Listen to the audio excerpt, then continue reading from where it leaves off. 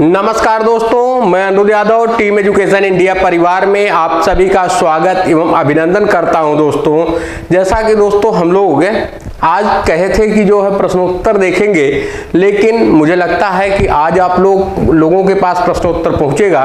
तो इस परिप्रेक्ष्य में हम लोग जो नया चैप्टर देखते हैं और इसी वीक के अंतर्गत जो है जब ये चैप्टर समाप्त होगा तो हम लोग क्या करेंगे, प्रश्नोत्तर देखने का प्रयास करेंगे। और आज जो नया चैप्टर है उसका नाम है वर्षण प्रिसिपिटेशन। ठीक है, तो क्या है वर्षण प्रिसिपिटेशन।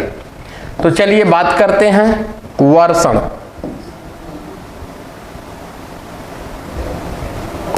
वर्षण precipitation, precipitation. अब यहां पर बात होती है कि वर्षण है क्या, वर्षा क्या है। वर्षा को सभी लोगों ने देखा होगा, जाना होगा, और आप यह भी जानते हैं कि वर्षा क्या है। अगर जल जो है बूंदों के रूप में आसमान से सतह पर आता है तो ऐसी स्थिति को हम क्या कहते हैं, वर्षा कहते हैं या वर्षण कहते हैं। यह क्यों होता है, क्या कारण है, आज हम लोग इन्हीं सब चीजों को यहाँ पर देखने का प्रयास करेंगे। ठीक है, चलिए बात करते हैं वर्षण। वर्षण वर्षण क्या है, तो इसे हम लोग क्या करते हैं, तीन भागों में डिवाइड कर देते हैं। ठीक है, तीन भागों में डिवाइड कर देते हैं। पहला है आपका वर्षण क्या है। वर्षण क्या है,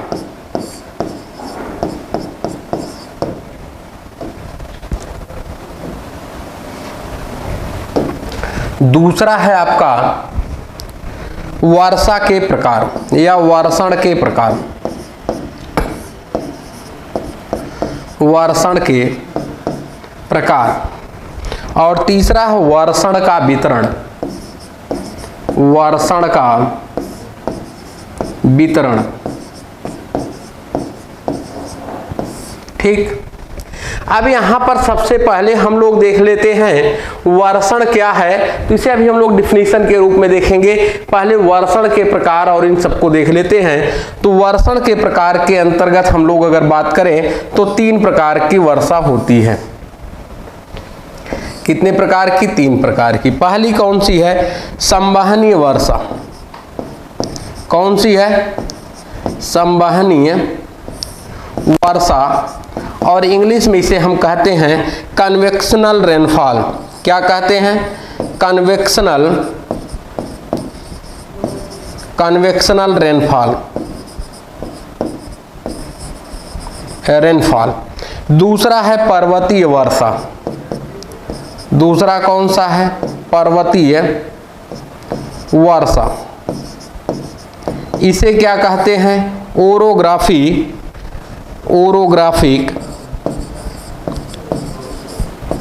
ग्राफिक रेनफॉल।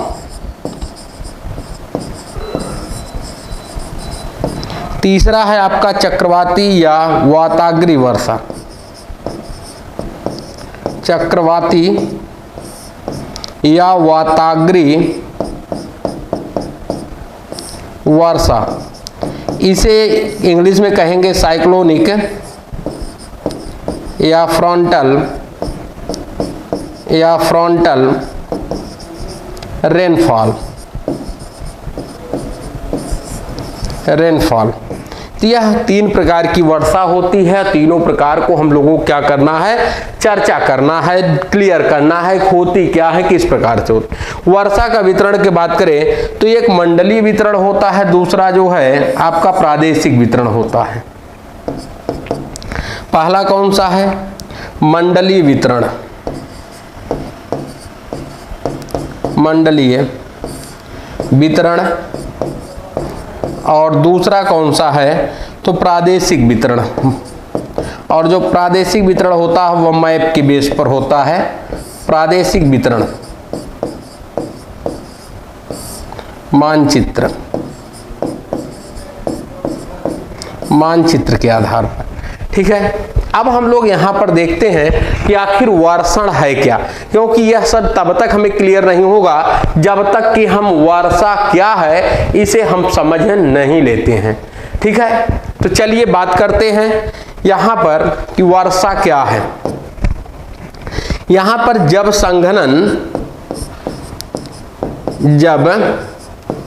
संघनन की प्रक्रिया तेजी से, जब संघनन की प्रक्रिया तेजी से लगातार होती है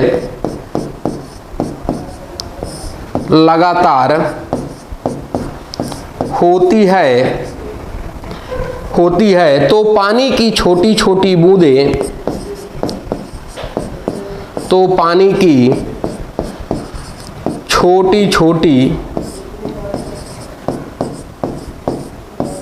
छोटी छोटी बूंदें मिलकर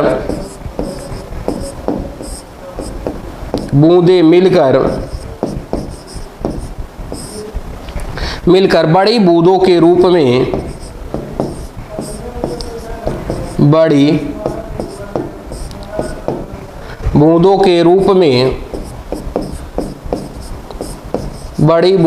रूप में धरातल पर गिरती हैं, धरातल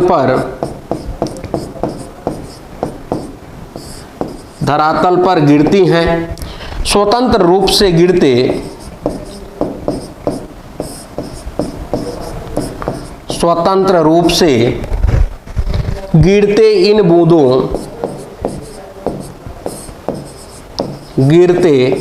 इन बूंदों को ही वर्षा की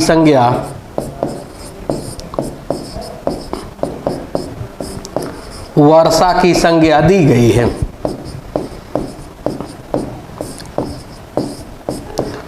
वर्षा की संज्ञा दी गई है।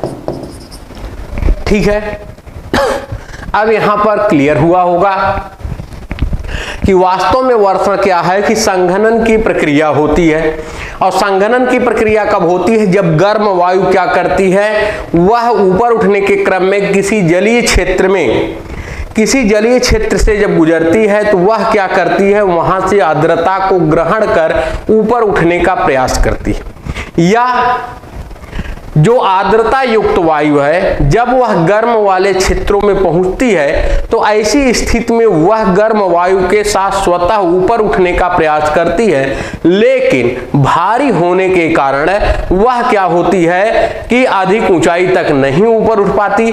फलस्वरूप उसमें क्या होता, संघनन होने लगता है और यह संघनन बहुत तेजी से और लगातार होता है, जिससे क्या होता, संघनन के फलस्वरूप बादल का निर्माण होता है और बादल के परिणाम स्वरूप वर्षा की शुरुआत हो जाती है। और यह वर्षा पृथ्वी के गुरुत्वाकर्षण बल के कारण क्या होती है, सतह पर आती है और वह भी किसके, बूंद के रूप में। ठीक है, और इसी को हम किसके नाम से जानते हैं, तो वर्षा के नाम से जानते हैं, या वर्षण के नाम से जानते हैं, या प्रिसिपिटेशन के नाम से जानते हैं। ठीक है, और यहां पर अगर हम बात करें तो अब कि वर्षा कितने प्रकार की होती है, तो 3 प्रकार की। संवहनी वर्षा, संवहनी वर्षा ऐसे क्षेत्रों में होती है जहां पर तापमान सबसे अधिक पाया जाता है। और अगर हम विश्व स्तर की बात करें तो विश्व स्तर में सबसे अधिक तापमान विषुवत रेखीय क्षेत्रों में पाया जाता है और इसी कारण से प्रत्येक दिन दोपहर बाद क्या होती है कि संवहनी या कन्वेक्शनल रेनफॉल कहां पर पाई जाती है, विषुवत रेखीय क्षेत्रों में पाई जाती है।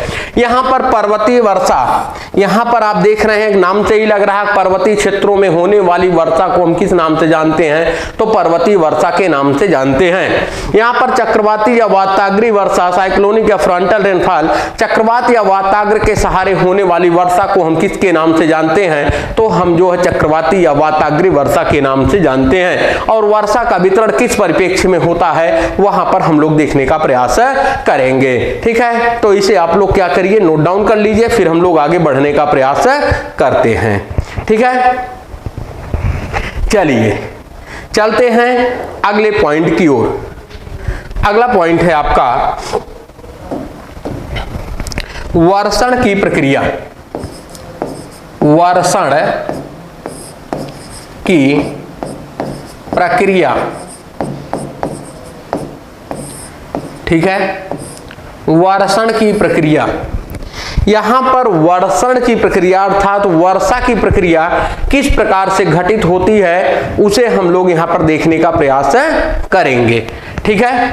तो यहां पर पहली चीज है कि वायु का क्या होना चाहिए, वायु का संतृप्त। अगर वायु संतृप्त है तभी क्या होगी, संघनन होगा। और संतृप्त किससे होगी, आर्द्रता से।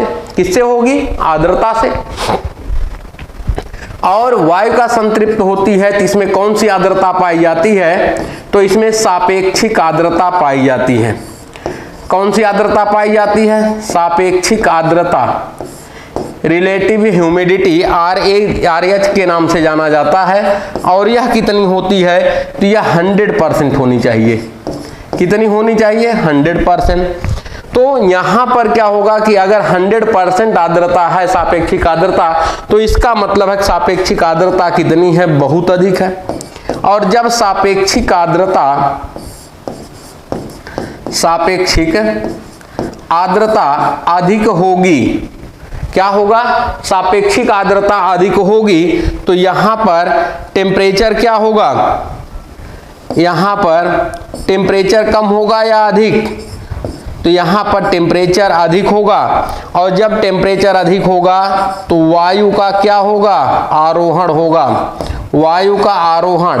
और वायु का आरोहण कहने का सेंस क्या है कि वायु ऊपर उठने का प्रयास करेगी। जैसा कि मैंने बताया कि अगर कोई आर्द्रता युक्त वायु है, अगर वह गर्म क्षेत्रों में पहुंचती है तो वहां से गर्मी के कारण अर्थात टेम्परेचर अधिक होने के कारण हवाएं क्या करती हैं, ऊपर उठने का प्रयास करती हैं। तो जो आर्द्रता से युक्त हवाएं हैं या आर्द्रता से लदी हुई हवाएं हैं, वह भी उन हवाओं के साथ क्या करेंगी, ऊपर उठने का प्रयास करेंगे। और इसके परिणाम स्वरूप यह ऊंचाई तक नहीं उठ पाएंगी, कारण क्या, आर्द्रता से लदी हुई है। और इनकी जब एनर्जी समाप्त होने लगती है तो परिणाम स्वरूप यह क्या करते, संघनन का कारण बनते हैं। और संघनन के फलस्वरूप क्या होती है, वर्षा होती है। तो यहां पर एक फिगर के माध्यम से हम लोग क्या करते हैं, देखने का प्रयास करते हैं, ठीक है। तो यहां पर देखने का प्रयास करते हैं। जैसे मान लीजिए यहां पर यह आपका क्या है, बादल है, इस प्रकार से यह क्या है, बादल है, ठीक है, यह बादल है। अब यहां पर आर्द्रता ग्राही कण पाए जाते हैं। क्या पाए जाते हैं, आर्द्रता ग्राही कण पाए जाते हैं। और यह आर्द्रता ग्राही कण क्या करते हैं, आर्द्रता को एब्जॉर्ब करते हैं। क्या करते हैं, एब्जॉर्ब करते हैं, ठीक है। ये आर्द्रता ग्राही कण है। और ध्यान रखिएगा, आर्द्रता ग्राही कणों का निर्माण लैब में नहीं किया जा सकता, ठीक है। यह क्या है, आर्द्रता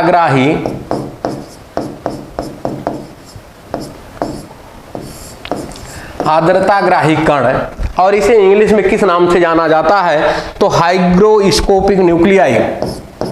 क्या कहते हैं, हाइग्रोस्कोपिक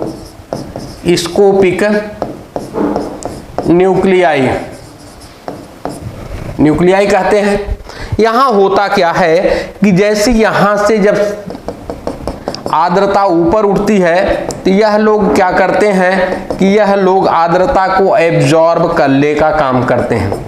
क्या करते हैं, आर्द्रता को एब्जॉर्ब करने का काम करते हैं, ठीक है। और जब आर्द्रता को एब्जॉर्ब करते हैं तो यहां क्या होता है, संघनन। यहां क्या होता है, संघनन। और यहां पर क्या होता है, वर्षण। यहां क्या होता है, वर्षण। अब बात करें तो यहां पर अगर हम बात करें तो यहां पर वर्षण इस प्रकार से होगा, इस प्रकार से क्या होगा, वर्षण होगा, ठीक है। और इसके कारण क्या होता है कि यहां वायु में पर्याप्त जल वाष्प की मात्रा उपलब्ध होती है। वायु में पर्याप्त जल वाष्प की मात्रा,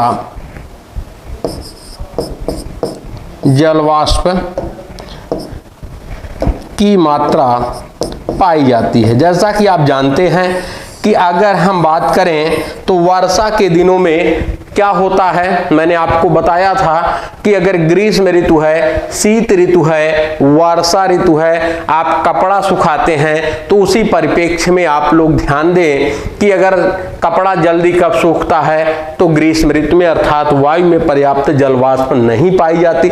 सबसे विलंब से कब सूखता है तो आपका सूखता है कब, वर्षा ऋतु में। तो यहाँ पर क्या है कि आपके वायु में जल वाष्प की मात्रा पर्याप्त पाई जाती है।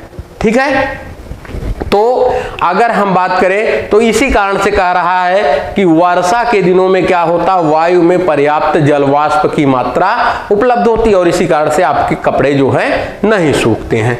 तो यहां संघनन की क्रिया होगी, संघनन से बादल बनेगा और बादल से क्या होगा, वर्षा होगी। क्लियर हुआ।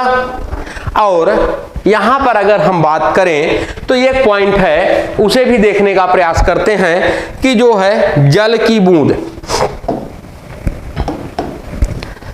यहां पर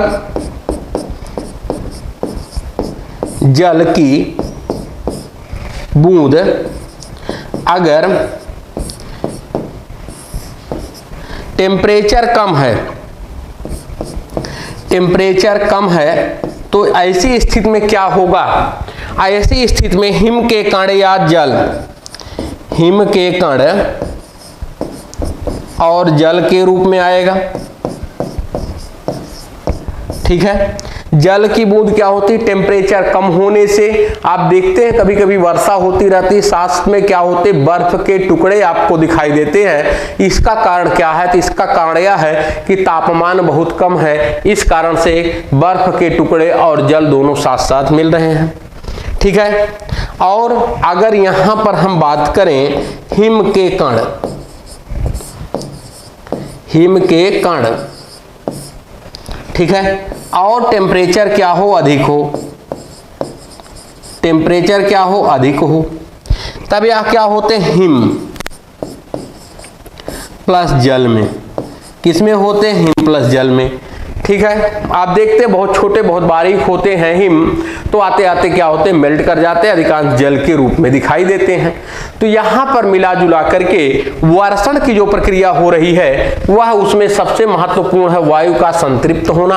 और संतृप्त किससे होती है, सापेक्षिक आर्द्रता से होती है, और सापेक्षिक आर्द्रता अधिक होगी तो टेम्परेचर अधिक होगा, तो वायु क्या करेगी, ऊपर उठने के क्रम में संघनन होगा, और संघनन होने के फलस्वरूप क्या होगी, वर्षा होगी। क्या होगी, वर्षा होगी। क्लियर हुआ। चलिए नोट डाउन करने का प्रयास करते हैं, फिर उसके बाद हम लोग क्या करेंगे, समझेंगे, फिर आगे जो है लिखेंगे। ठीक है, तो लिखने का प्रयास करें। इसमें थोड़ा लिखना आपको ज्यादा पड़ेगा क्योंकि यह जो चैप्टर है थोड़ा लिखने वाला है, तो इसलिए हम लोग क्या करते हैं, लिखते हुए चलने का प्रयास करते हैं। तो लिखिएगा, वर्षण जल, वर्षण जल चक्र से संबंधित, चक्र से संबंधित एक ऐसी क्रिया है, एक ऐसी क्रिया है जिसके अंतर्गत, जिसके अंतर्गत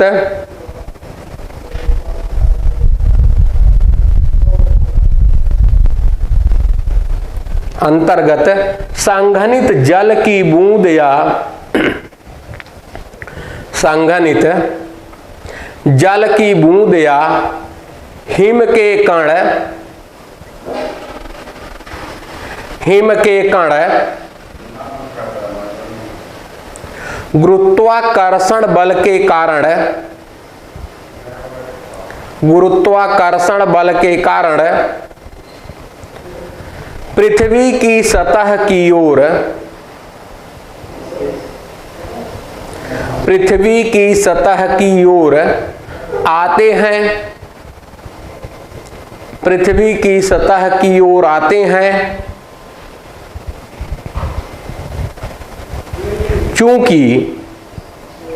चूंकि संघनन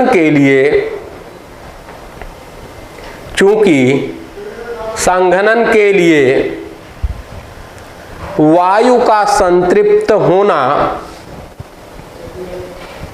संघनन के लिए वायु का संतृप्त होना आवश्यक है,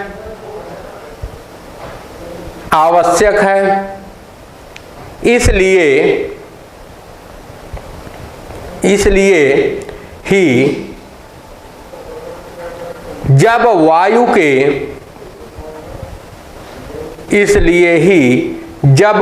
के आरोहण के समय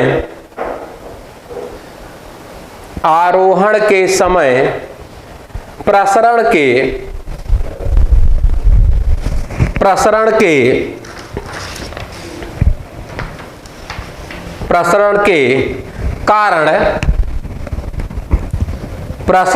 कारण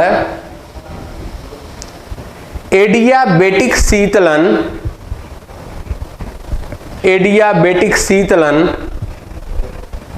के द्वारा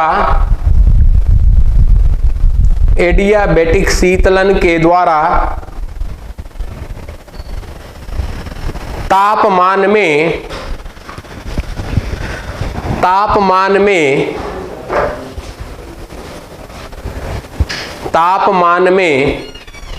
कमी आती है,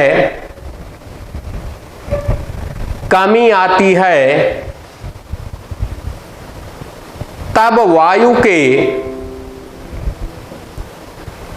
वायु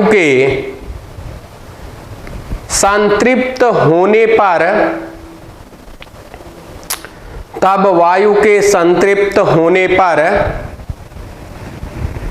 संघनन के लिए अनुकूल स्थिति उत्पन्न होती है। संघनन के लिए अनुकूल स्थिति उत्पन्न होती है, चूंकि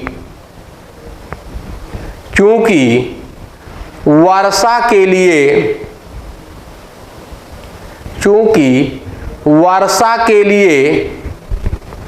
वायु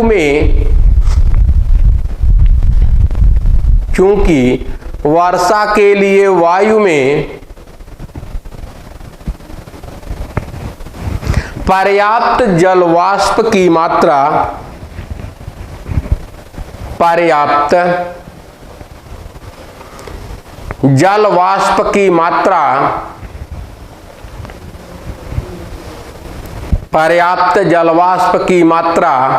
का होना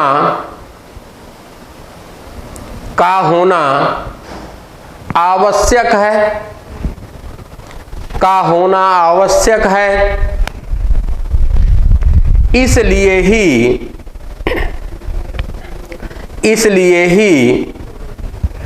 आर्द्र वायु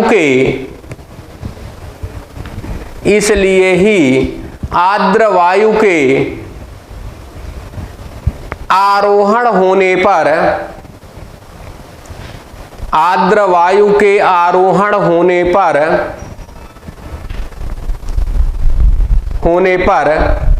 वर्षा की प्रक्रिया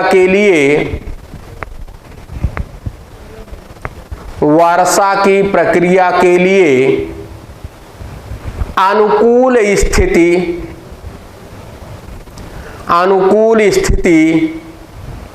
उत्पन्न होती है। ठीक है, आइए हम लोग जो लिखे हैं उसको समझ लेते हैं और तत्पश्चात हम लोग पुनः क्या करेंगे, लिखने का प्रयास करेंगे। ठीक है, चलिए हम लोगों ने क्या लिखा उसे देख लेते हैं, समझ लेते हैं तो ज्यादा बेहतर होगा। यहां पर हम लोगों ने लिखा कि वर्षा क्या है। अगर हम बात करें वर्षण जो है ये क्या है, यह जल चक्र से संबंधित एक क्रिया है, जल चक्र से संबंधित क्रिया। चक्र से संबंधित क्रिया है। ठीक है, अब आप कहेंगे जल चक्र से कैसे? क्योंकि अगर हमें समझना होता या समझना है तो हम लोग क्या करें, किताबी भाषा को थोड़ी देर के लिए साइड कर दें, और जैसे ही हम किताबी भाषा को साइड करते हैं हम अपनी भाषा में समझने का प्रयास करेंगे, बहुत आसानी से समझ में आएगा। ठीक है, जैसे यहां पर क्या है, यहां पर मान लीजिए जल है, यहां पर जल है और यह क्या है, स्थल है। यह जल है, ठीक है, यह जल है और यह क्या है, स्थल है। ठीक, हमने पढ़ा तापमान में कि जल की स्थल की तुलना में जल क्या होता, काफी देर से ठंडा होता है और काफी देर से क्या होता, गर्म होता है। यहां पर स्थल की बात करें तो अगर यहां पर टेम्परेचर बहुत अधिक हो गया तो यहां जब टेम्परेचर या सूर्य की किरणें सीधे पड़ेंगी तो टेम्परेचर जाहिर सी बात है बहुत अधिक होगा, और यहां पर जलीय क्षेत्रों में उतना तापमान नहीं पाया जाएगा। कारण क्या है?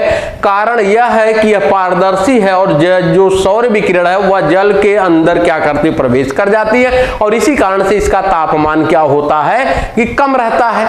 लेकिन जब यहां तापमान अधिक हो जाएगा तो स्थल भाग क्या होगा, गर्म हो जाएगा। स्थल भाग क्या होगा, यह जो है गर्म हो जाएगा, और जब गर्म हो जाएगा तो ऐसी स्थिति में यहां से हवाएं क्या करेंगी, यहां से हवाएं ऊपर उठने का प्रयास करेंगी, ऊपर उठने का प्रयास करेंगी। समझिएगा, यह किताबी भाषा नहीं, सामान्य भाषा में बताने का प्रयास किया जा रहा है। हवाएं जब ऊपर उठेंगी तो यहां पर जब हवा ऊपर उठेगी तो यहां पर स्थान क्या होगा, रिक्त होगा।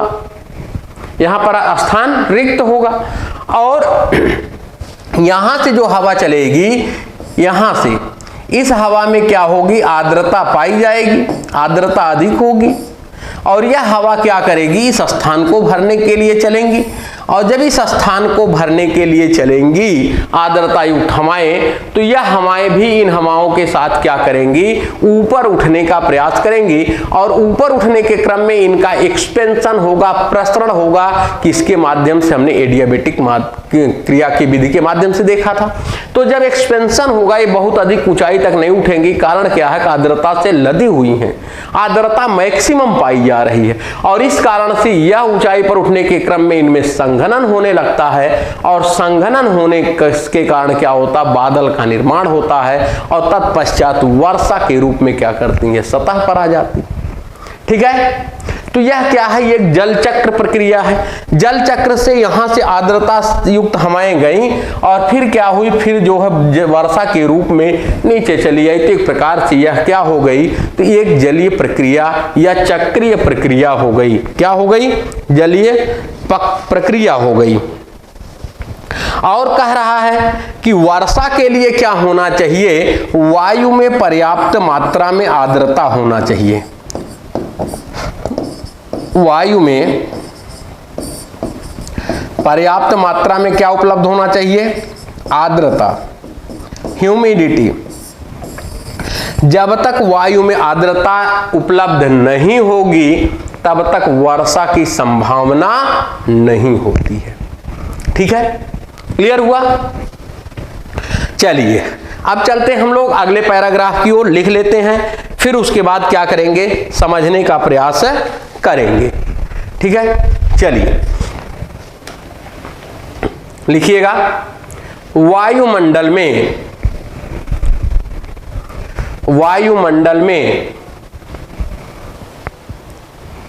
आर्द्रताग्राही, वायुमंडल में आर्द्रताग्राही नाभिक की, आर्द्रताग्राही नाभिक की उपस्थिति में ही संघनन की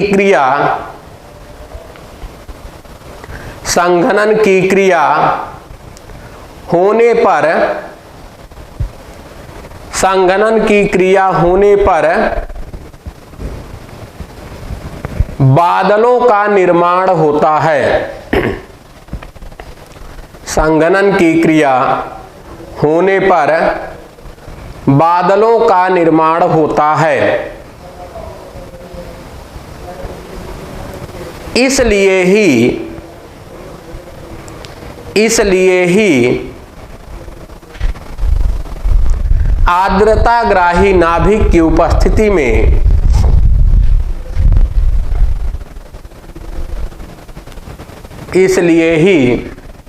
आर्द्रताग्राही नाभिक की उपस्थिति में आर्द्र वायु के आरोहण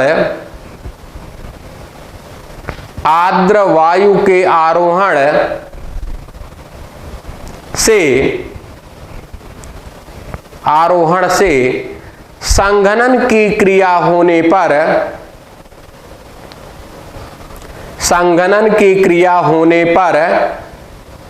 वर्षा होती है। जिस तापमान पर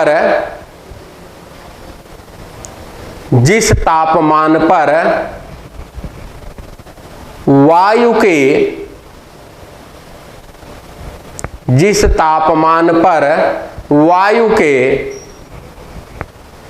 संतृप्त होने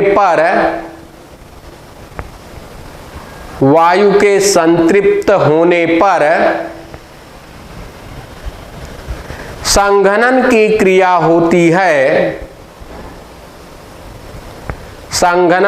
क्रिया होती है, उसे ओसांक बिंदु या ड्यू पॉइंट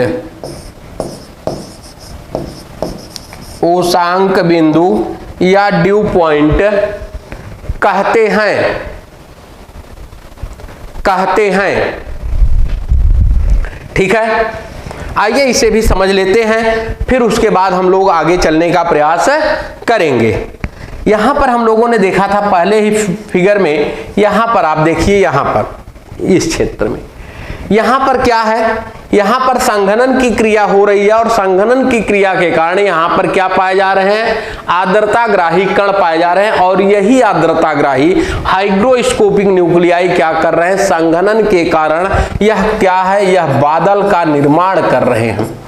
यह बादल का क्या कर रहे हैं, निर्माण कर रहे हैं। और यही बादल बाद में क्या कर रहे हैं, वर्षा का क्या कर रहे हैं, कारण बन रहे हैं। क्या बन रहे हैं, कारण बन रहे हैं। और इसके लिए क्या होनी चाहिए कि वायु में पर्याप्त मात्रा में जलवाष्प उपस्थित होना चाहिए। ठीक है, और जिस माने तापमान पर कह रहा है कि संतृप्त माने तापमान पर वायु के संतृप्त होने की संघनन की क्रिया होती है, उसे हम किसके नाम से जानते हैं, तो उसे हम ओसांक बिंदु के नाम से जानते हैं या ड्यू पॉइंट्स के नाम से जानते हैं। ओसांक बिंदु या ड्यू पॉइंट के नाम से जानते हैं जब वह संतृप्त होने लगती है। ठीक है, आइए चलते हैं अगले पैराग्राफ की ओर। अगला पैराग्राफ कंटिन्यू लिखने का प्रयास करते हैं, फिर उसके बाद समझेंगे। लिखिएगा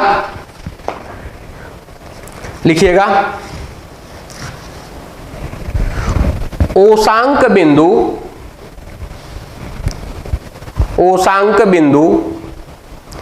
0 सेंटीग्रेड, ओसांक बिंदु 0 सेंटीग्रेड या उससे कम होने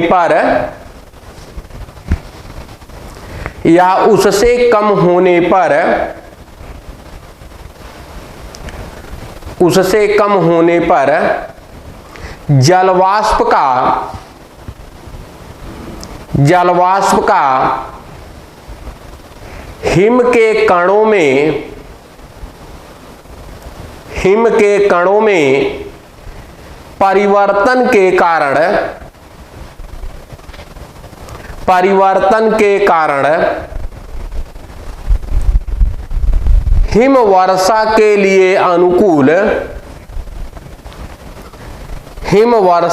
लिए अनुकूल स्थिति उत्पन्न उत्पन्न होती है, लेकिन जब संघनन की क्रिया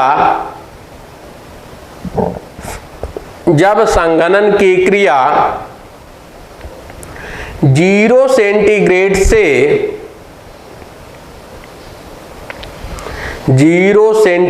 से अधिक तापमान पर होती है,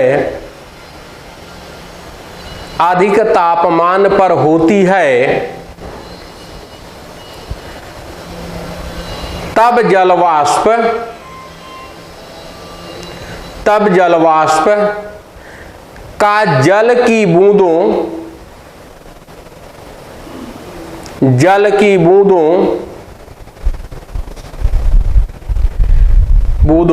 या हिम के कण अपेक्षाकृत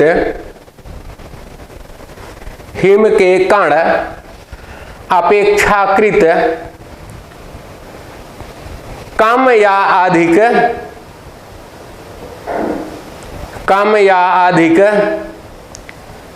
तापमान वाले क्षेत्रों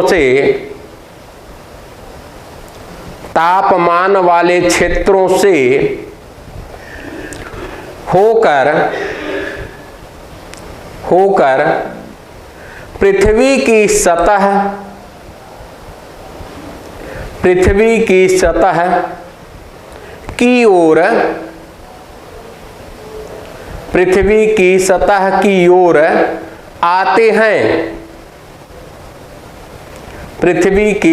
की ओर आते हैं, तब जल की बूंद और हिम के कण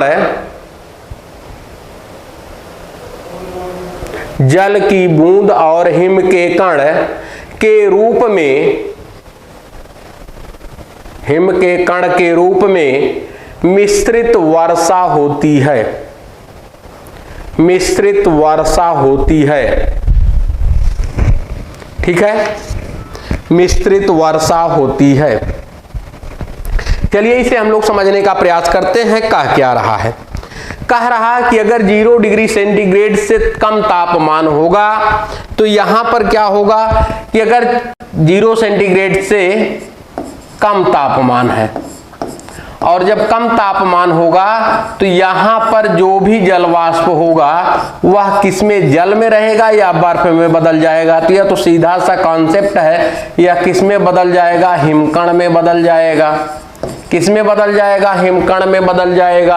और जब हिमकण में बदल जाएगा तो यहां पर क्या होगा? बर्फबारी होगी। जैसे आप देखते जम्मू कश्मीर में, हिमाचल प्रदेश के शिमला में, कुल्लू मनाली में, तो यहां सब क्या होती? बर्फबारी होती। कारण क्या है? तापमान वहां पर उष्मांक बिंदु या 0 डिग्री सेंटीग्रेड से कम होता है, जिसके कारण वहां पर बर्फबारी होती है। ठीक है, अब कह रहा है कि अगर 0 डिग्री सेंटीग्रेड से अधिक तापमान है, क्या है? अधिक तापमान है। और जब अधिक तापमान होगा तो ऐसी स्थिति में जो जल वाष्प है, ठीक है, तो यहां पर क्या होगा? जल वाष्प की बूंद जो होगी वह क्या होगी? वह संघनन के परिणाम स्वरूप जब वर्षा होगी तो वह डिपेंड करेगी कि वह अधिक तापमान वाले क्षेत्रों में या कम तापमान वाले क्षेत्रों से गुजर रही है। अगर वह अधिक तापमान वाले क्षेत्रों से गुजर रही है तो वहां जलवाष्प अर्थात जल की वर्षा होगी। अगर वह कम तापमान वाले क्षेत्रों में है तो वहां पर क्या होगा? बर्फबारी होगी। ठीक है, तो यहां पर क्या करते हैं कि अगर इस प्रकार से होगा कम या अधिक वाले से, तो ऐसा भी हो सकता है कि वहां पर क्या हो? जल प्लस हिम कण दोनों की वर्षा हो। और जब जल और हिमकण दोनों की वर्षा होती है तो यानी कहने का मतलब मिश्रित क्षेत्र में, मिश्रित अवस्था में, तो ऐसी स्थिति में जैसे यहां से अगर यह बादल है, यह क्या है? बादल हैं, तो यहां से जब यह हिम माने वर्षा होती है तो यहां पर क्या होता है? कहीं कहीं तापमान क्या होता है? कम होता है। तो इससे क्या होता है? यह बर्फ में बदल जाते हैं और इसी कारण से जल और बर्फ एक साथ जब गिरते हैं मिश्रित वर्षा के रूप में गिरते हैं, जो यह प्रमाणित करते हैं कहीं पर तापमान अधिक है और कहीं पर तापमान कम है। क्लियर हुआ? उम्मीद करते हैं कि समझ में हर चीजें आ रही होंगी। ठीक है, यह तो हम लोगों ने वर्षण देखा, वर्षण क्या है, किस प्रकार से है, इसे देखने का प्रयास किया। ठीक है, चलिए चलते हैं, अब हम लोग देखते हैं वर्षण के प्रकार। वर्षण के प्रकार हम लोगों ने देखा था वर्षण कितने प्रकार के हैं, तो 3 प्रकार के देखे थे वर्षण के प्रकार। तो यहां पर 3 प्रकार के अंतर्गत थे, कौन कौन सा था, चलिए देख लेते हैं।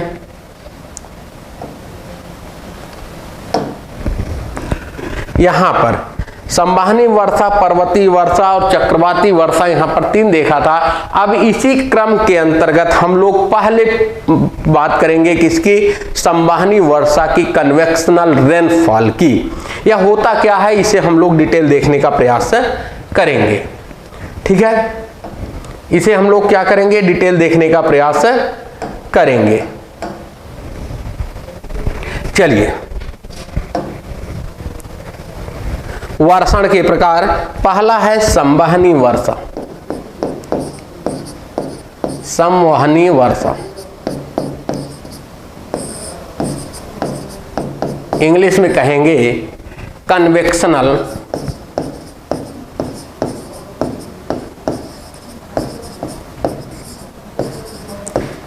रेनफॉल।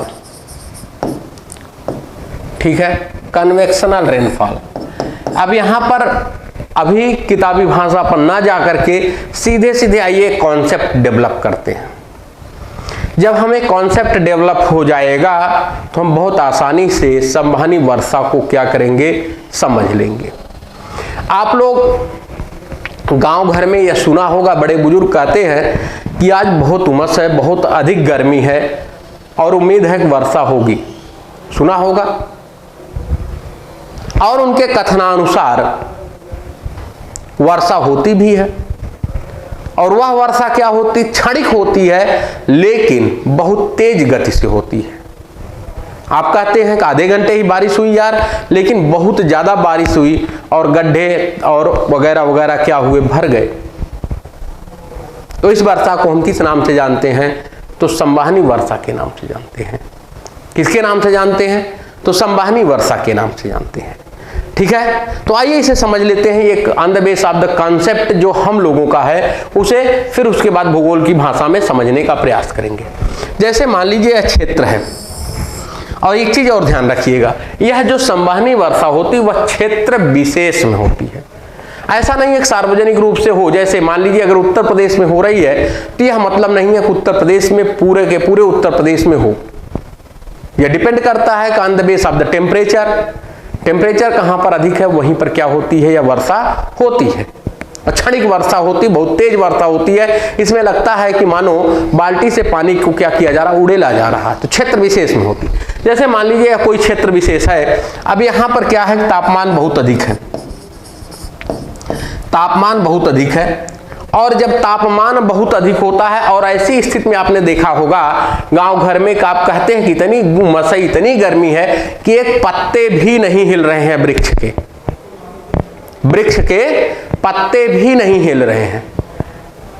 और आपको यह पता होगा कि वृक्ष के पत्ते कब हिलते हैं, जब हवाएं क्षैतिज चलती हैं।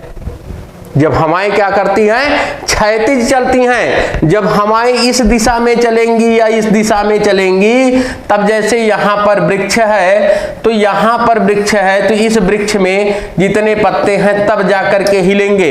लेकिन यहां टेम्परेचर अधिक होने से अगर यह हवाएं क्या करती हैं, या ऊपर उठने लगती हैं, तो ऐसी स्थिति में क्या होता है कि हवाएं तो ऊपर उठ रही हैं लेकिन क्षैतिज नहीं चल रही हैं। ऐसी स्थिति में क्या होगा कि कुछ भी अत्ते पत्ते कुछ भी हिलेंगे नहीं, यह जो सीधे सीधे ऊर्ध्वाधर दिशा में चलती है। तो यहां पर क्या होता है कि जब हाई टेम्परेचर, तो यहां पर लो प्रेशर बन जाता है। क्या बन जाता है, लो प्रेशर हो जाता है। और जब लो प्रेशर हो जाता है तो यहां पर क्या होता है कि इस गैप को भरने के लिए कहीं से इससे भारी हवाएं क्या करती आती हैं, जो आर्द्रता युक्त होती हैं, और वह क्या करती हैं, इन्हीं हवाओं के साथ ऊपर उठने का प्रयास करती हैं, लेकिन यह हवाएं क्या होती, आर्द्रता से लदी होती हैं और टेम्परेचर यहाँ उमस बहुत अधिक होती है। और इससे क्या करती, जब ऊपर जाती हैं, ऊपर जाने का प्रयास करती हैं, तो ऊपर जाने के क्रम में यह क्या करती हैं, संघनन करने लगती हैं और संघनन करने के परिणाम स्वरूप बादल बनते हैं और इनसे बादल बनते हैं तो क्षणिक वर्षा होती है और यह वर्षा बहुत तेजी से होती है और यहाँ पर क्षेत्र विशेष में ही यह वर्षा होती है। कहाँ पर होती है, क्षेत्र विशेष में होती है। ठीक है, और इसमें लगता है कि क्या हो रहा है कि इसमें मानो बाल्टी से पानी को उड़ेला जा रहा है। यह तो एक आपका जो हम लोगों ने सुना है, जो देखा है, उसके बेस पे यहां पर हमने कॉन्सेप्ट डेवलप करने का प्रयास किया। ठीक है, अब आइए हम लोग देखते हैं ज्योग्राफी का कॉन्सेप्ट, संवहनी वर्षा के अंतर्गत भूगोल का। ठीक है, जैसे यह क्या है, यह ग्लोब है।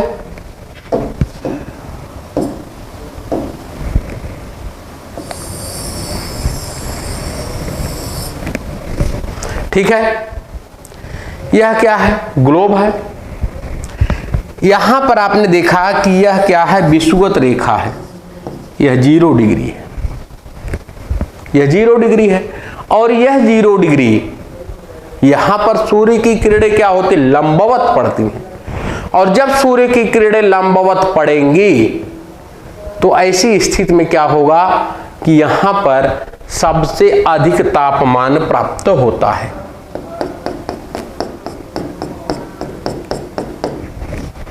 क्या होता है, सबसे अधिक तापमान प्राप्त होता है।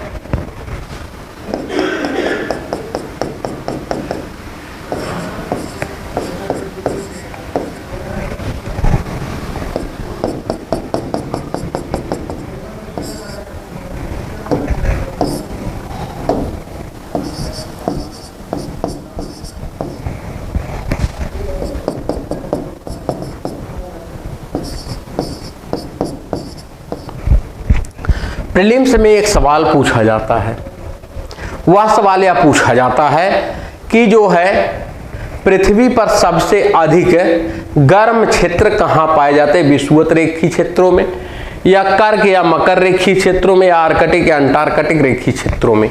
तो सबसे अधिक तापमान कहाँ पाया जाता है, तो मैक्सिमम लोग लगा देते हैं कि विषुवत रेखा पर पाया जाता है, लेकिन यह सवाल आपका क्या होता है, गलत हो जाता है। ऐसे क्यों, क्योंकि यही कारण है कि यहाँ पर क्या होता है, प्रत्येक दोपहर बाद क्या होती, संवहनी वर्षा होती है और संवहनी वर्षा होने के कारण यहाँ पर क्या होता, तापमान गिर जाता है। इस कारण से यहाँ पर सबसे अधिक सूर्य की किरणें प्राप्त होने के बावजूद भी सबसे अधिक तापमान नहीं रह पाता, इसलिए तापमान कहाँ होता है, तो कर्क और मकर रेखीय क्षेत्रों में पाया जाता है।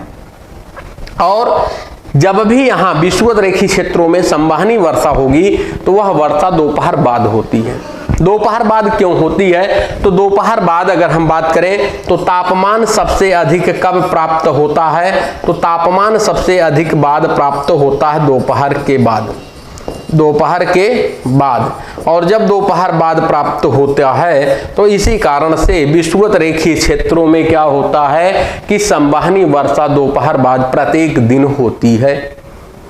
और यही जो है अगर देखा जाए तो यहाँ पर संवहनी वर्षा लगातार प्रतिदिन होने के कारण इस क्षेत्र में विषुवत रेखीय जो है जलवायु पाई जाती है और साथ ही साथ यहाँ पर जो कौन से बन पाए जाते, एवरग्रीन फॉरेस्ट बन पाए जाते हैं, सदाबहार बन पाए जाते हैं। और सदाबहार वन की खासियत क्या होती है, इनकी लकड़ियाँ कठोर होती हैं और यह कभी भी अपने पत्ते नहीं गिराते हैं। और साथ ही साथ इस क्षेत्र में क्या होता है कि सर्वाधिक जैव विविधता पाई जाती है, maximum biodiversity found in the area of the Mediterranean. ठीक है, भूमध्य रेखीय क्षेत्रों में। तो जैव विविधता किसे कहते हैं, बायोडायवर्सिटी किसे कहते हैं। तो यहां पर अगर हम बात करें जहां पर अधिक मात्रा में जीव जंतु की प्रजातियां पाई जाती हों जीव जंतु एवं वनस्पतियों की प्रजातियां पाई जाती हों उसे हम किसके नाम से जानते हैं? तो जैव विविधता के नाम से जानते हैं। और विषुवत-रेखीय क्षेत्रों में पाए जाने वाली जो भी वनस्पतियां हैं इसमें सूर्य के प्रकाश पाने की होड़ लगी रहती है, इसी कारण से यहाँ की वनस्पतियों की लंबाई काफी अधिक होती है। ठीक है, और यह एक ऐसा क्षेत्र है जो मलेरिया से प्रकोपित होता है। यहाँ पर क्या पाए जाते हैं? अत्यधिक जो है वनस्पतियों के पाए जाने के कारण मलेरिया का प्रकोप अधिक पाया जाता है। चलिए वो सब हम लोगों के इससे जरूरत नहीं है, हम लोग यह पढ़ रहे थे कि यहाँ पर क्या होगा, टेम्परेचर अधिक होता है, सूर्य की किरणें क्या होती हैं, सीधी पड़ती हैं, और जब सूर्य की किरणें सीधी पड़ती हैं तो यहाँ टेम्परेचर क्या होगा, अधिक होगा, और जब टेम्परेचर अधिक होगा तो मैंने आपको बताया है कि प्रेशर क्या होगा, तो प्रेशर लो होगा। एक इनमें क्या होता, दोनों में विपरीत संबंध होता है। और जब प्रेशर लो होगा तो ऐसी स्थिति में यहाँ की जो गर्म हवाएं हैं वह क्या करेंगी, वह जो है आरोहण, यहाँ पर वायु क्या करेगी, आरोहण यानी ऊपर उठने का प्रयास करेगी। क्या करेगी? ऊपर उठने का प्रयास करेगी, और जब ऊपर उठेगी, ठीक है, तो ऊपर उठने के कारण यहां से विषुवत रेखा से ध्रुवों की ओर जाने पर यह क्या होगा, तो यहां पर ऊपर उठेंगी, और ऊपर उठने के क्रम में यहां से क्या होगी, आर्द्रता युक्त हवाएं इस विषुवत रेखीय क्षेत्रों की ओर आती हैं, और वह भी क्या करती हैं, ऊपर उठने का प्रयास करती हैं, और ऊपर उठने के क्रम में क्या होता, संघनन के परिणाम स्वरूप वर्षा होती है। और जैसे हम विषुवत रेखा से ध्रुवों की ओर चलते हैं, यहां पर बात करें तो यह नॉर्थ पोल है, यहां पर बात करें तो यह क्या है, साउथ पोल है। ठीक है, इस दोनों ध्रुवों की ओर चलते हैं तो तापमान में क्या होती, गिरावट आती है, और यही कारण है कि जब हम विषुवत रेखीय अर्थात संवहनी वर्षा की बात करते हैं तो विषुवत रेखा से ध्रुवों की ओर चलते हैं तो उनकी मात्रा क्या होती है, कम होती जाती है। क्या होती है, कम होती जाती है। ठीक है, तो चलिए इसको हम लोग नोट डाउन कर लेते हैं, फिर उसके बाद आगे देखने का प्रयास करेंगे। ठीक है, चलिए इसे हम लोग नोट डाउन करने का प्रयास करते हैं। लिखिएगा, लिखिएगा, अधिक तापमान के कारण, अधिक तापमान के कारण संवहन तरंग के रूप में, संवहन तरंग के रूप में आर्द्र वायु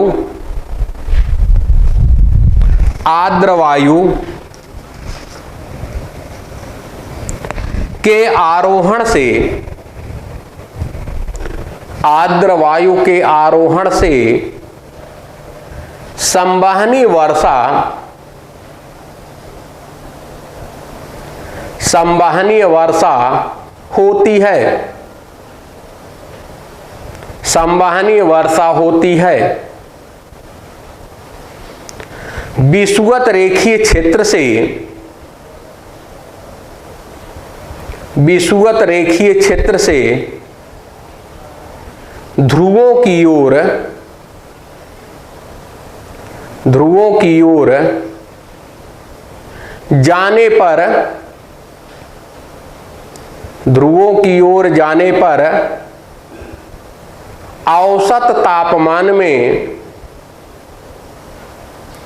औसत तापमान में कमी आने के कारण,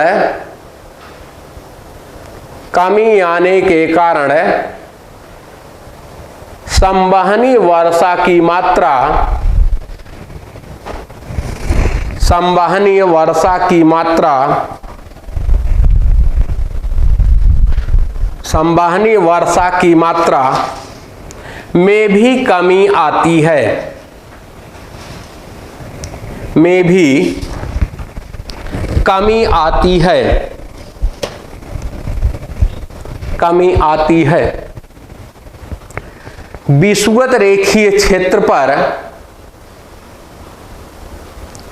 विषुवत रेखीय क्षेत्र पर वर्ष भर तापमान अधिक होने के कारण वर्ष भर तापमान अधिक होने के कारण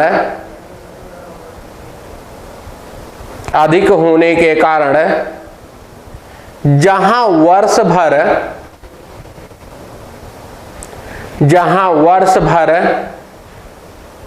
संवहनीय वर्षा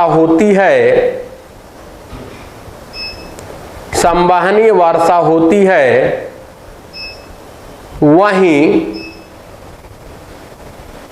वहीं अन्य समय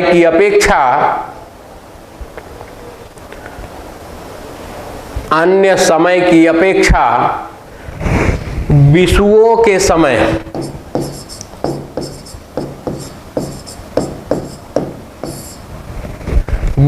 के समय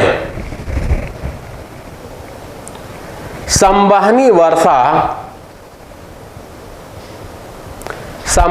वर्षा अधिक मात्रा में होती है।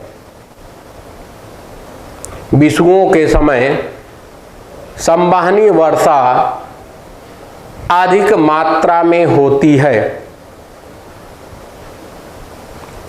जबकि अन्य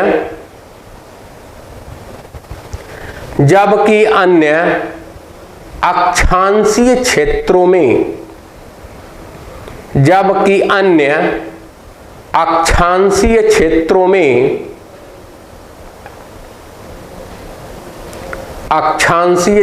में ग्रीष्म ऋतु के समय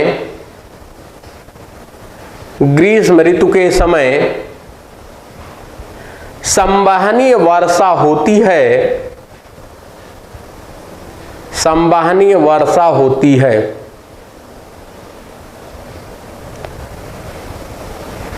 समुद्र तट से दूर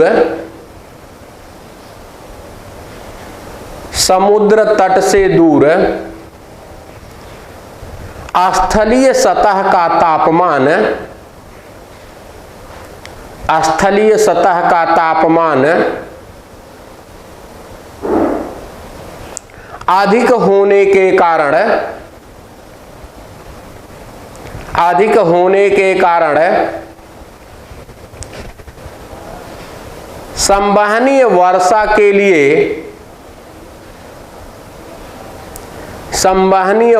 के लिए अनुकूल स्थिति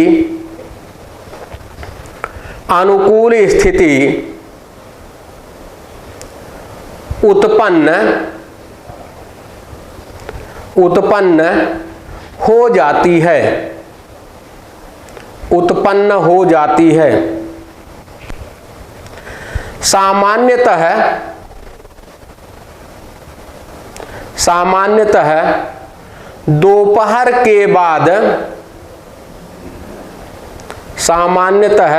दोपहर के बाद बिजली गर्जन के साथ कम समय में तीव्र गति से सीमित क्षेत्र में संवहनीय वर्षा होती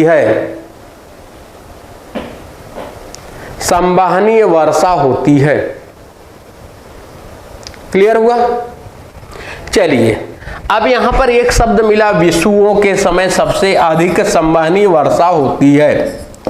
सबसे अधिक क्या होती है? संवहनीय वर्षा होती है। कब? विषुवों के समय में। ठीक है। अब यहां पर संवहनीय वर्षा विषुवों के समय में क्यों होती है, आपको पता होना चाहिए। चलिए, यहां पर हम बताते हैं कि जैसे आपने सुना होगा 21 मार्च और 23 सितंबर के दिन सूर्य कहाँ होता है? तो सूर्य होता है विषुवत रेखा पर, और जब विषुवत रेखा पर सीधा चमकता है तो उसे हम क्या कहते हैं? विषुव कहते हैं। और जबकि यहां पर बात करें तो 21 जून के दिन कहाँ होता है? तो कर्क रेखा पर, और वहीं 22 दिसंबर के दिन कहाँ होता है? तो यह होता है आपका जो है मकर रेखा पर। और जब यह विषुवत रेखा पर हो सीधा चमकता है तो ऐसी स्थिति में क्या होगा? सूर्य का प्रकाश अधिक प्राप्त होगा, और जब सूर्य का प्रकाश अधिक प्राप्त होगा यानी कहने का मतलब है तापमान क्या होगा? तापमान अधिक होगा, और जब तापमान अधिक होगा तो प्रेशर क्या होगा? कम होगा। दाब क्या होगा? कम होगा, यानी टेम्परेचर अधिक तो प्रेशर लो। तो ऐसी स्थिति में क्या होगा? ये हवाएं ऊपर उठेंगी, और दोपहर बाद, कब?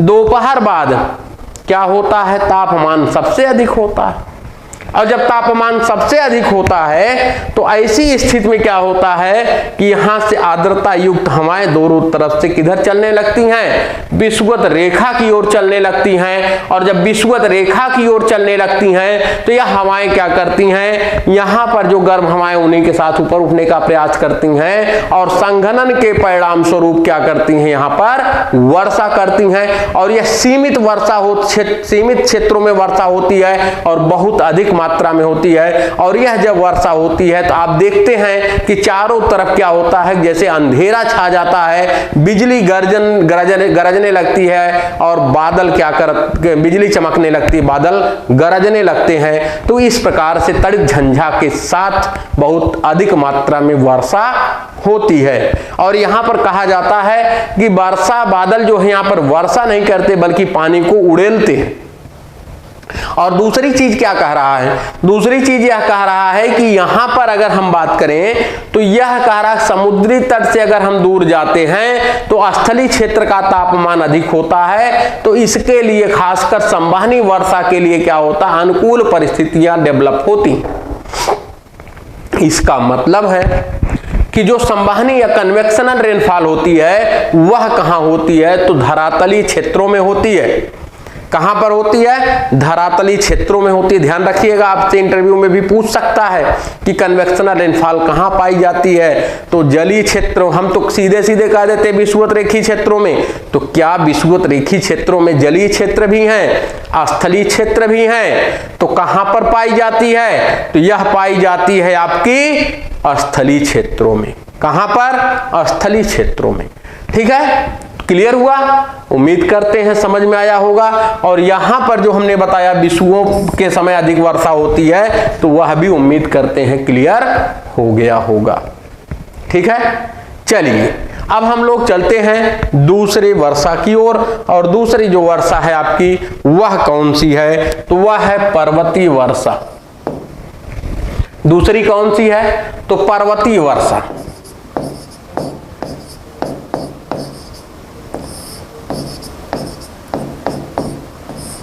पर्वतीय वर्षा, ठीक है। यह कौन सी वर्षा है? पर्वतीय वर्षा, नाम से तो लग रहा है पर्वतीय वर्षा है, लेकिन है क्या? कैसे होती है पर्वतों पर वर्षा? देखा जाए, आपने प्रीलिम्स में पढ़ा होगा विश्व में अधिकांश वर्षा पर्वतीय प्रकार की वर्षा है। अगर प्रीलिम्स में सवाल आपसे पूछ लिया जाए कि विश्व में सबसे अधिक किस प्रकार की वर्षा होती है, तो विश्व में सबसे अधिक पर्वतीय वर्षा होती है। और इसका मैं सबसे अच्छा एग्जाम्पल आपको बता दूं तो आपने सुना होगा राजस्थान में थार का मरुस्थल है। क्या है? राजस्थान में थार का मरुस्थल है। थार का मरुस्थल है। और मरुस्थल कहते किसे हैं? मरुस्थल का मतलब है जहां पर 25 सेंटीमीटर से कम वर्षा होती है, ऐसे क्षेत्र को हम किसके नाम से जानते हैं? मरुस्थल के नाम से जानते हैं। मरुस्थल की सबसे बड़ी डिफिनीशन क्या होगी? केवल वर्षा के आधार पर कि वर्षा जो कम हो गई वहां पर मरुस्थल पाया जा रहा है, यही है।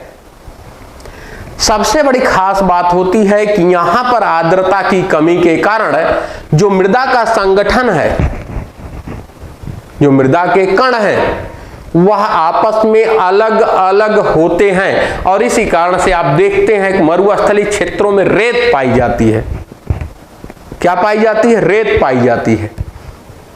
अगर वहां पर भी आर्द्रता होती तो जो मृदा के कण है आपस में संगठित होते, और संगठित होते तो वह क्या करते, जल को जो है एब्जॉर्ब करने की कैपेसिटी होती और वहां पर भी फसल उगाई जा सकती थी।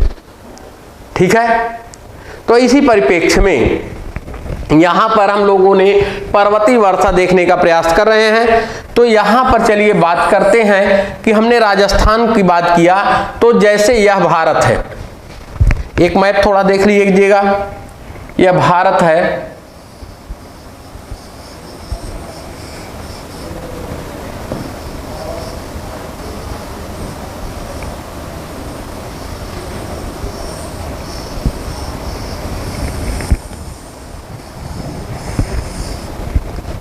ठीक है। तो यह क्या है? भारत है।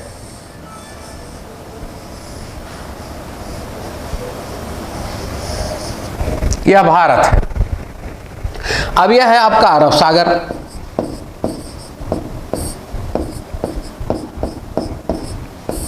और यह है बंगाल की खाड़ी,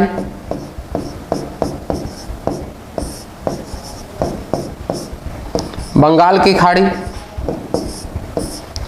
और आप यह भी जानते हैं यहां पर है पश्चिमी घाट और यहां पर क्या है, पूर्वी घाट कटा छटा, और यहां पर आपका मिल जाते हैं नीलगिरी पहाड़ी, और इधर कौन सा हिमालयी क्षेत्र है, यहां पर कौन सा, अरावली है। क्लियर? जब ये अरब सागर से जो मानसूनी हमारे भारत में प्रवेश करती हैं तो आप जानते हैं कि पश्चिमी घाट से टकराकर पश्चिम की तरफ सबसे अधिक वर्षा करती हैं और इसी कारण से पश्चिमी घाट पर सबसे अधिक जैव विविधता पाई जाती है। और यही हमारे जब इधर निकलती हैं उत्तर की ओर, तो यहां पर अरावली जो है क्या हो रही है कि इन हवाओं के समानांतर पड़ने से वह राजस्थान में वर्षा नहीं करती और यह सीधे टकरा करके हिमालय से क्या करती है, उत्तर भारत में वर्षा का कारण बनती हैं। और वही हाल यहां पर भी है, यह हवाएं क्या करती, सीधे जो हिमालय से टकरा कर, अगर यही हिमालय नहीं होता तो जो उत्तर भारत का विशाल मैदान है वह भी किस में कन्वर्ट हुआ होता, तो वह भी विशाल मरुस्थल में कन्वर्ट हो जाता। तो यह पर्वतों से टकराकर होने के कारण वर्षा को किस नाम से जाना जाता है, तो पर्वतीय वर्षा के नाम से जाना जाता है। किसके नाम से जाना जाता है, तो पर्वतीय वर्षा के नाम से जाना जाता है। और यही कारण है कि यहां पर क्या डेवलप हो गया, तो यहां पर डेवलप हो गया थार का मरुस्थल। क्या डेवलप हो गया, थार का मरुस्थल, और इसे क्या कहा जाता है, भारत का महान मरुस्थल, भारत का महान मरुस्थल। और अगर देखा जाए तो भारत ने मरुस्थल को किस में कन्वर्ट कर दिया है, तो इसे हरे भरे क्षेत्रों में कन्वर्ट कर दिया है। कारण क्या है कि यहां पर भारत ने इंदिरा गांधी नहर के माध्यम से जल पहुंचा दिया है। इंदिरा गांधी नहर के माध्यम से क्या किया है, जल पहुंचा दिया है। इसलिए अब यहां पर भी तिलहन और मोटे अनाजों की कृषि संभव हो सकी है। और यही कारण है कि जो यह थार का मरुस्थल है विश्व का सर्वाधिक जनघनत्व वाला मरुस्थल है, विश्व का सर्वाधिक जनघनत्व वाला मरुस्थल, जनघनत्व वाला मरुस्थल। क्यों जनघनत्व वाला मरुस्थल बना, इसलिए बन गया क्योंकि यहां पर इंदिरा गांधी नहर क्या की, जलापूर्ति कर दी। इसीलिए कहा जाता है थार के मरुस्थल या भारत के महान मरुस्थल की जीवन रेखा किसी कही जाती है, तो भारत के महान मरुस्थल या थार के मरुस्थल की जीवन रेखा जो है इंदिरा गांधी नहर को कही जाती है। क्लियर हुआ? चलिए चलते हैं हम लोग अपने पॉइंट पे आते हैं। पर्वतीय वर्षा की चर्चा की जा रही थी।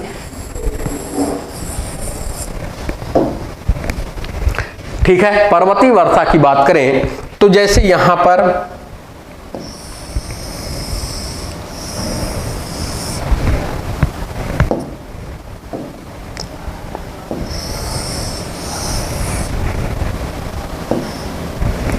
ठीक, थोड़ा सा आप लोग ध्यान देंगे, कंसंट्रेट रहेंगे। बहुत आसान है, बहुत आसान, जितना आप लोग समझ नहीं सकते हैं उतना आसान है यह क्लाइमेटोलॉजी, बशर्ते थोड़ा सा आप लोग हड़बड़ा जाते हैं कि सर समझ में नहीं आ रहा है, बहुत कठिन लग रहा है, ऐसा कुछ भी नहीं है। यह क्या है? यह आपका जलीय क्षेत्र है। क्या है? जलीय क्षेत्र है। और यह क्या है? पहाड़ी है। क्या है? पहाड़ी है। और इसे यहां पर हम 3 भागों में डिवाइड कर दे रहे हैं।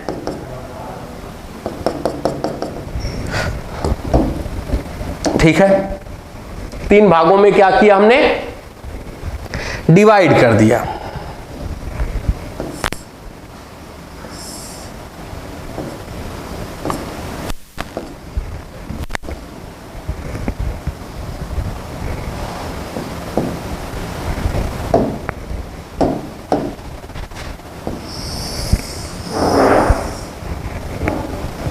यहां पर एक हमने बना दिया, एक हमने यहां पर बना दिया। अब यह है आपका x, यह है y, और यहां पर हमने बना दिया z। ठीक है, अब यह अगर जलीय क्षेत्र है तो यहां पर क्या होगा? तापमान कम होगा तो प्रेशर क्या होगा? हाई प्रेशर होगा। ठीक, और इधर की अगर हम बात करें तो यहां पर क्या होगा? यह स्थलीय क्षेत्र है, और स्थलीय क्षेत्र पर जलीय क्षेत्र की तुलना में तापमान क्या होता है? कम होता है या अधिक? तो अधिक होता है। और जब अधिक होगा तो यहां पर क्या होगा? लो प्रेशर होगा। यहां पर क्या होगा? लो प्रेशर होगा। और जब यहां लो यहां हाई तो क्या होगा? यहां से अगर आर्द्रता युक्त हवाएं चलती हैं इस परिप्रेक्ष्य में, तो यह क्या करेंगी? हवाएं आर्द्रता से लदी हुई हैं तो यह ऊपर उठने का प्रयास करेंगी। क्या वह ऊपर उठ पाएंगी? तो ऊपर तो उठेंगे, लेकिन यहां पर क्या होगा? संघनन की क्रिया होगी। कहां पर? यहां पर। यहां पर क्या हो जाएगी? यहीं पर संघनन की क्रिया हो जाएगी, और संघनन की क्रिया के कारण क्या होगा? यहीं से वर्षा शुरू हो जाएगी।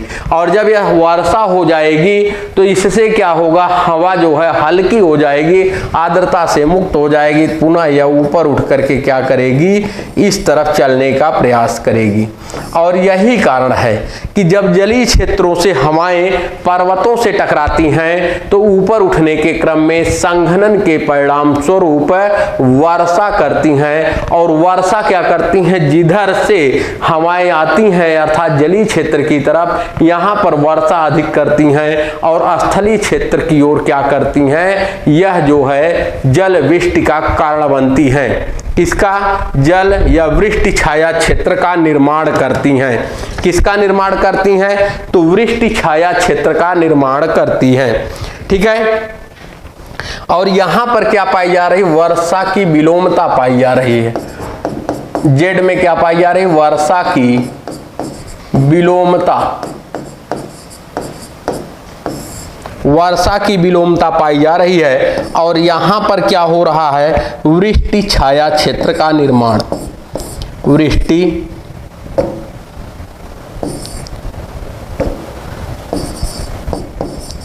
छाया क्षेत्र का क्या हो रहा है? निर्माण हो रहा है। और यहां वृष्टि छाया क्षेत्र में क्या हो रहा? 25 सेंटीमीटर से कम वर्षा,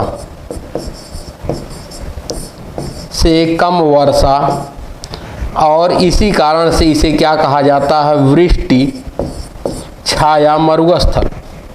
क्या कहते हैं? वृष्टि छाया मरुस्थल। ठीक है, यहां पर क्या करती हैं? यह तो आर्द्रता से लदी हुई हैं, तो यहां तो वर्षा बहुत अधिक मात्रा में कर दी, और जब हल्की होती हैं तब जाकर के स्थलीय क्षेत्र की ओर वर्षा करती हैं, और वह भी वर्षा उतनी मात्रा में नहीं करती जितना ये करती हैं। और यही चीज मैंने यहां पर दिखाने का प्रयास किया। आपका जो पश्चिमी घाट है, यह आपका क्या है? पश्चिमी घाट है। इसी कारण से यह पश्चिमी घाट है। जब अरब सागर से हवाएं चलती हैं तो इस तरफ पश्चिमी घाट की यह पश्चिम है और यह पूर्व है।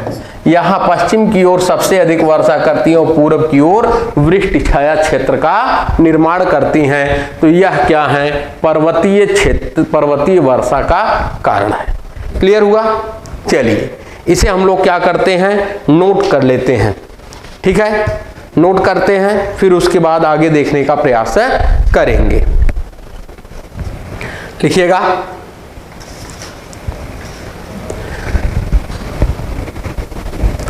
पवन के मार्ग में, पवन के मार्ग में पर्वतीय अवरोध के कारण, पवन के मार्ग में पर्वतीय अवरोध के कारण, अवरोध के कारण जब आर्द्र वायु, जब आर्द्र वायु का आरोहण, जब आर्द्र वायु का आरोहण होता है, आर्द्र वायु का आरोहण होता है, तब पर्वतीय ढाल पर, तब पर्वतीय ढाल पर पर्वतीय वर्षा के लिए, पर्वतीय वर्षा के लिए अनुकूल परिस्थितियां, अनुकूल परिस्थितियां उत्पन्न होती हैं, अनुकूल परिस्थितियां उत्पन्न होती हैं। तट के समानांतर, तट के समानांतर पर्वतों के, पर्वतों के समुद्रवर्ती ढाल पर, समुद्रवर्ती ढाल पर, समुद्रवर्ती ढाल पर पवन की दिशा लंबवत होने पर, पवन की दिशा लंबवत होने पर, होने पर वर्षा अपेक्षाकृत, वर्षा अपेक्षाकृत अधिक मात्रा में होती है, अधिक मात्रा में होती है। पर्वतीय ढाल पर, पर्वतीय ढाल पर ऊंचाई में वृद्धि, ऊंचाई में वृद्धि के साथ, वृद्धि के साथ पहले वर्षा की मात्रा में भी, पहले वर्षा की मात्रा में भी, वर्षा की मात्रा में भी वृद्धि होती है, वर्षा की मात्रा में भी वृद्धि होती है। लेकिन, लेकिन ऊंचे पर्वतीय क्षेत्र में, लेकिन ऊंचे पर्वतीय क्षेत्र में, पर्वतीय क्षेत्र में वायु के शुष्क हो जाने के कारण, वायु के शुष्क हो जाने के कारण, हो जाने के कारण वर्षा की मात्रा में, वर्षा की मात्रा में कमी आने लगती है, वर्षा की मात्रा में कमी आने लगती है। ऊंचाई में वृद्धि के साथ, ऊंचाई में वृद्धि के साथ वर्षा की मात्रा, वर्षा की मात्रा में आने वाली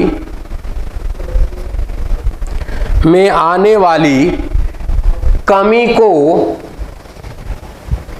आने वाली कमी को, आने वाली कमी को वर्षा की विलोमता, वर्षा की विलोमता कहते हैं। वर्षा की विलोमता कहते हैं। जो ऊंचे पर्वतीय क्षेत्र की, जो ऊंचे पर्वतीय क्षेत्र की मुख्य विशेषता है, ऊंचे पर्वतीय क्षेत्र की मुख्य विशेषता है, वहीं दूसरी तरफ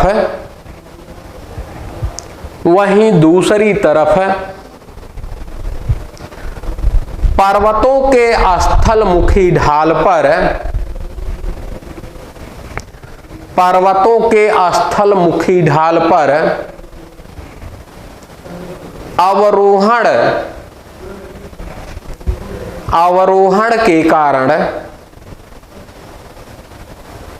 अवरोहण के कारण एडियाबेटिक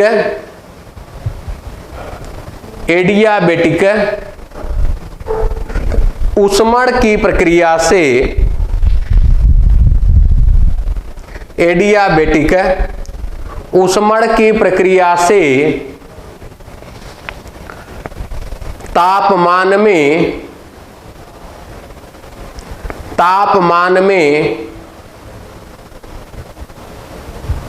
वृद्धि के साथ, तापमान में वृद्धि के साथ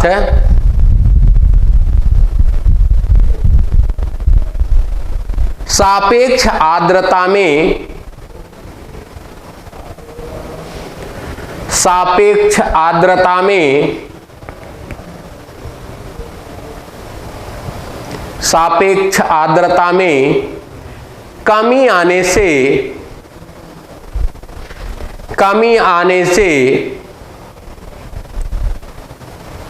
वर्षा के लिए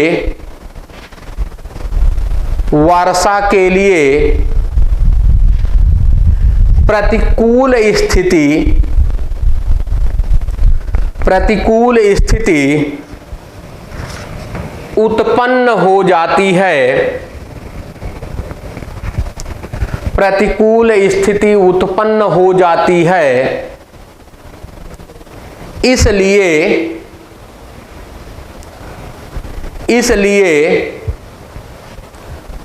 स्थलमुखी ढाल को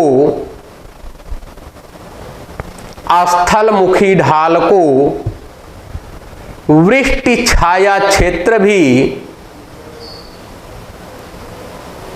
वृष्टि छाया क्षेत्र भी कहते हैं। वृष्टि छाया क्षेत्र भी कहते हैं, जहां 25 सेंटीमीटर से कम, जहां 25 सेंटीमीटर से कम वर्षा होने पर, 25 सेंटीमीटर से कम वर्षा होने पर वृष्टि छाया मरुस्थल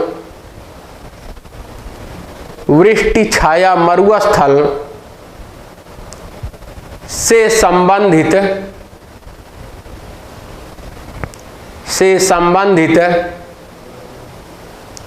विशेषताएं विशेषताएं देखने को मिलती हैं, देखने को मिलती हैं। ठीक है, अब यहां पर है क्या, यह जलीय क्षेत्र है, यहां पर जल है और यह क्या है, स्थल है। ठीक है, अब जब आर्द्रता युक्त हवाएं क्या करती हैं कि यह पर्वतीय क्षेत्रों में चढ़ने का प्रयास करती हैं, तो जैसे जैसे यह ऊपर चढ़ती, संघनन की क्रिया तेज होती है, अर्थात वर्षा की मात्रा ऊंचाई के साथ साथ कम होने लगती है और फलस्वरूप क्या होती, वायु गर्म होती है और गर्म होने के परिणाम स्वरूप जब यह स्थल मुख की ओर अर्थात पर्वतीय क्षेत्र का स्थलामुखी क्षेत्र की ओर उतरती हैं, तो यहां पर वायु शुष्क हो चुकी होती है और वर्षा क्या होती है, कम होती है और इस कारण से इसे क्या कहते हैं, वृष्टि छाया क्षेत्र के नाम से जानते हैं। किसके नाम से जानते हैं, तो वृष्टि छाया क्षेत्र के नाम से जानते हैं। क्लियर हुआ दोस्तों? तो आज के लिए बस इतना ही। नेक्स्ट डे हम लोग वाताग्रीय वर्षा देखेंगे और साथ ही साथ चक्रवात, वाताग्र, प्रतिचक्रवात की भी चर्चा की जाएगी और यह बहुत ही इंटरेस्टिंग टॉपिक है। जैसा कि मैंने शुरुआत में ही बताया दोस्तों, आज मुझे जो है वास्तव में वायुदाब से संबंधित प्रश्न कराने थे, लेकिन मैंने सोचा कि अभी प्रश्न आपको दिया गया है, इसलिए जो है प्रश्न को इस चैप्टर के समाप्त होने के पश्चात कराया जाए और इसलिए मैंने नया टॉपिक स्टार्ट किया और बहुत ही इंटरेस्टिंग है। उम्मीद है कि समझ में आया होगा। तो दोस्तों आज के लिए बस इतना ही, शेष हम लोग नेक्स्ट डे देखेंगे। तब तक के लिए दोस्तों धन्यवाद, नमस्कार, जय हिंद।